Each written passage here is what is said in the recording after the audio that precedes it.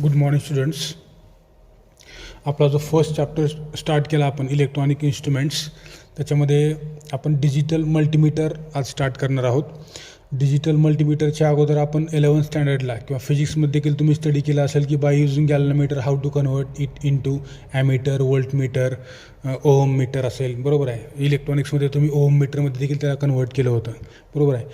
Galvanometer हे एक basic instruments आहे जे आपल्याला माहिती आहे सेन्सिटिव्ह इन्स्ट्रुमेंट आहे, ज्याचा यूज आपण करंट आणि व्होल्टेज मेजर करण्यासाठी करतो. त्याच इन्स्ट्रुमेंटला आपण ॲमीटर आणि व्होल्टमीटरमध्ये कन्वर्ट करू शकतो किंवा ओहम मीटरमध्ये कन्वर्ट करू शकतो. या सर्वांना आपण म्हणतो ॲनालॉग मल्टीमीटर असं म्हणतो किंवा याला ॲनालॉग मीटर असं म्हणतो. बरोबर आहे. ज्याच्यामध्ये आपल्याला ॲक्च्युअल एक पॉईंटर असतो आणि तो एका पर्टिक्युलर कॅलिब्रेटेड स्केलवरती डिफ्लेक्शन दाखवतो आणि त्याच्यावरून आपल्याला त्याची रिडिंग समजते. तसं आज आपल्याला पाहिजे डिजिटल मल्टीमीटर म्हणजे नेमकं काय आहे. बघा, it was a general purpose multimeter where deflection unit was used as a display device. आता डिफ्लेक्शन युनिट जे होतं, जसं की आपण ॲमीटर आणि व्होल्टमीटरमध्ये पाहतो, आपल्याला दिसतंय की वरच्या बाजूला एक पॉईंटर असतो आणि तो पॉईंटर काय होतो, मूव्ह होतो त्या एका स्केलवरती.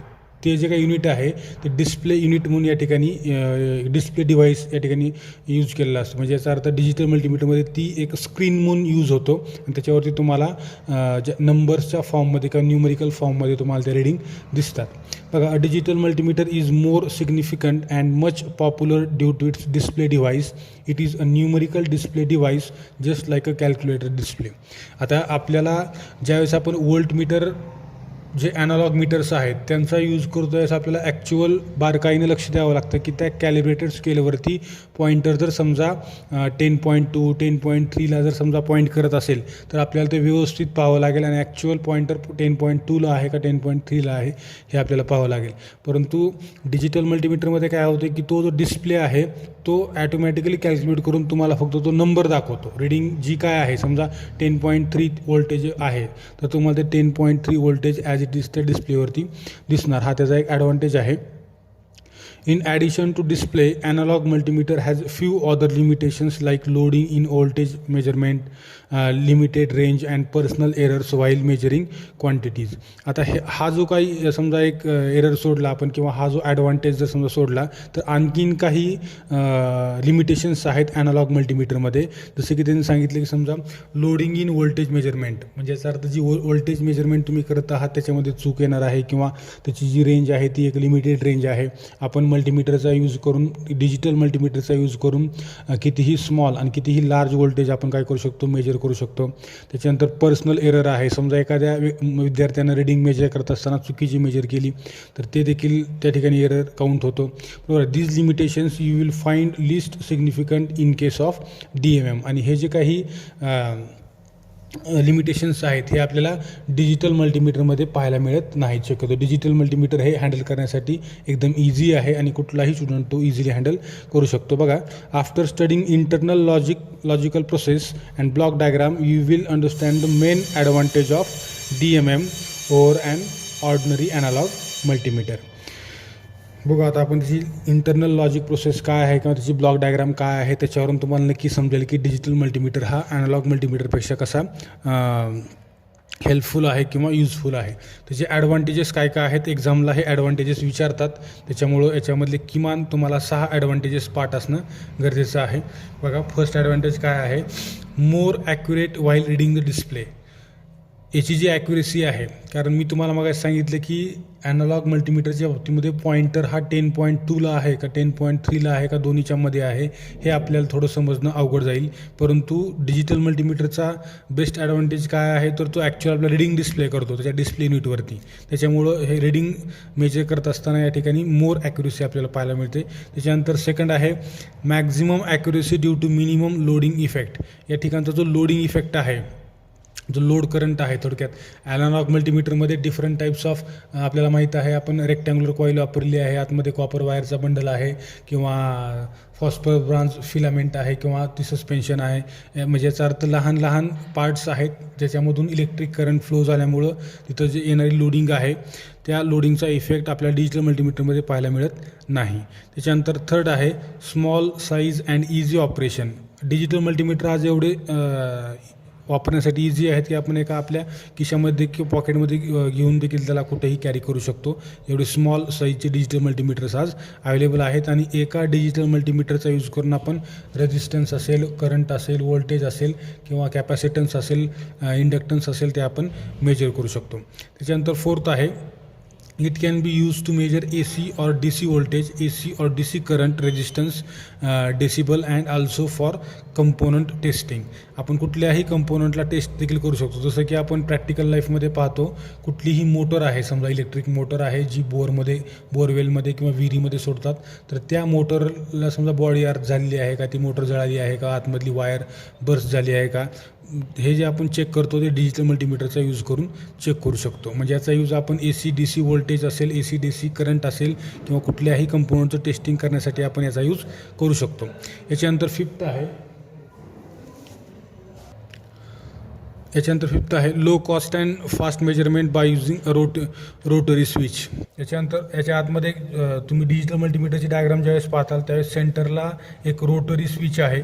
त्या स्विचचा यूज करून आपण समजा मला AC व्होल्टेज मेजर करायचे, AC व्होल्टेज मेजर करता आणि सडनली मला DC मेजर करायचे, लगेच त्या आतमधल्या स्विचचा यूज करून त्याला आपण रोटेट करू शकतो आणि त्यानुसार आपण लगेच DC मेजर करू शकतो. समजा मला त्याच ठिकाणी रेजिस्टन्स मेजर करायचं आहे तर आपण परत त्या स्विचला रोटेट करू शकतो. रेजिस्टन्सला सेट केलं की आपल्याला रेजिस्टन्स मेजर करता येईल. म्हणजे याचा अर्थ कुठलीही मेजरमेंट आपण एकदम फास्ट आणि ॲक्युरेट करू शकतो बाय युझिंग रोटरी स्विच. त्याच्यानंतर 6 आहे audio visual indication for continuity and component testing.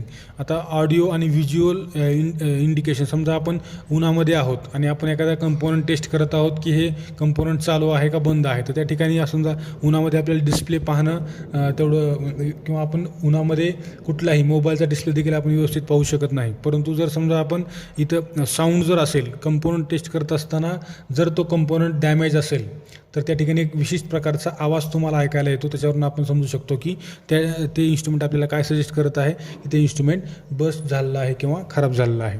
ठीक आहे. याच्यानंतर 7th आहे automatic polarity, positive or negative indication. त्याच्यानंतर पोलॅरिटीचे इंडिकेशन जे आहे ते देखील आपल्या ठिकाणी समजते. आणि 8th आहे ॲटोमॅटिक झिरो सेटिंग. याच्यामधली सेटिंग आहे ती लगेच काय होते, समजा आपण एखादी रिडिंग घेतली आणि ती किती झाली, समजा 200 वोल्ट आला असेल आणि नंतर मी ते त्या ठिकाणचं जे कनेक्शन्स होते ते काढले आपण, तर रिडिंग 200 वोल्ट असंच राहणार नाही, ते ऑटोमॅटिक झिरो होईल. हे देखील याचं काय आहे ॲडव्हान्टेज आहे. ठीक आहे. आता याचा बेसिक प्रिन्सिपल काय आहे बघू आपण. DMM has a digital counter circuit as an output device and several analog to digital converters, that is ADC, to convert analog electrical quantities into digital form. आता मी काय सांगितले की डिजिटल मल्टीमीटर जे आहे याच्यामध्ये काय आहे तर डिजिटल काउंटर सर्किट आहे, बरोबर आहे. ते कशासाठी वापरतात तर आउटपुट डिव्हाइस म्हणून वापरतात आणि त्याच्यामध्ये नंबर ऑफ काय आहेत ॲनालॉग टू डिजिटल कन्व्हर्टर्स आहेत. ADC कन्व्हर्टर्स तुम्हाला पेपर सेकंडला पण झाले असतील किंवा पेपर सेकंडमध्ये आहेत ते बघा तुम्ही.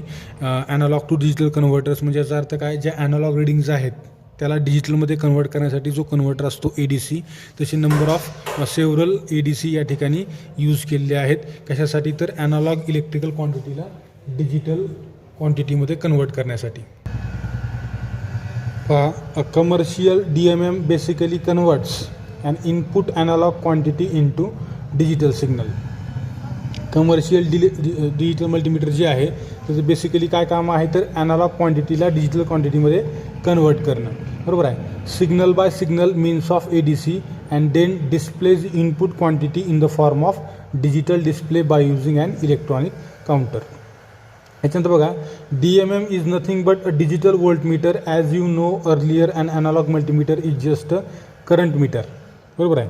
आता डिजिटल मल्टीमीटर हे फक्त जसं आपण पाहिलं की ॲनालॉग मल्टीमीटरमध्ये आपण काय आहे जस्ट करंट मीटर आहे, तसं या ठिकाणी फक्त व्होल्टमीटरच नाही, त्याच्यामध्ये बऱ्याच गोष्टी आहेत ज्याचा आपण यूज करू शकतो. त्यानंतर digital multimeter just converts each and every quantity into DC voltage and uses digital voltmeter circuit.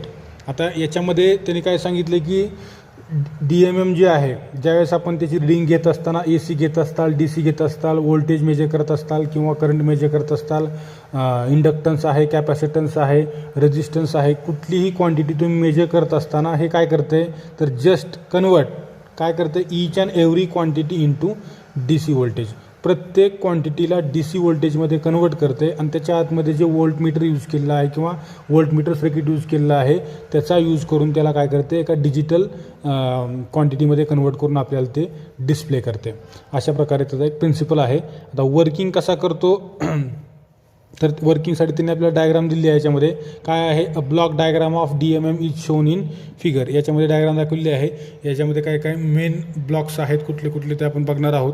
सगळ्यात पहिल्यांदा त्यांनी सांगितलं आहे AC DC ॲटोनॉटर, बरोबर आहे. AC DC ॲटोनॉटर आहे. त्याच्यानंतर सेकंड आहे current to DC voltage converter, resistance to voltage converter, analogue to digital converter आणि electronic counter with digital display, बरोबर आहे. त्याची साईज त्यांनी सांगितलेली आहे 4x½ इंचेसचा हा डिजिटल कन्व्हर्टर किंवा त्याचे डिजिट जे आहेत ते या साईजच्या असं त्यांनी सांगितलेलं आहे 4½ डिजिट्स. आता याच्यामध्ये कुठले कुठले मेन ब्लॉक्स आहेत तर सगळ्यात पहिल्यांदा आहे AC DC ॲटोनॉटर आहे.